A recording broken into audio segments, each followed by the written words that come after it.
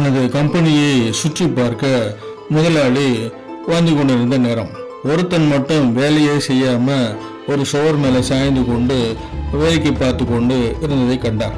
மெதுவாக அவனிடம் போய் கனிவாக கேட்டார், தம்பி, மாதம் எவ்வளவு பணம் சம்பாதிக்கிற? அவன் ரொம்ப சாதாரணமாகவே பேசினான்.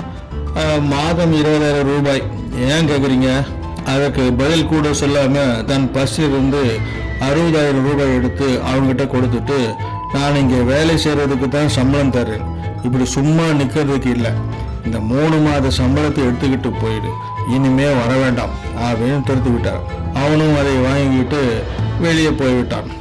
அதற்கப்புறம் அங்கிருந்த மற்ற ஊழியர்களை பார்த்து, இப்படிப்பட்டவர்களுக்கு இனிமே இந்த கதிதான் என்று கடுமையாக எச்சரித்த முதலாளி அவன் போன வழியை வெறுப்போடு பார்த்து கொண்டு, அந்த ராஸ்கர் என்ன டிபார்ட்மெண்ட் என்று கேட்டார். கூட்டத்தில் இருந்த ஒரே ஒரு குரல் வந்தது. அவன் கூறிய தபால் கொடுக்க வந்த பையன் சார். முதலாளியின் முகத்தில் ஈயாடவில்லை.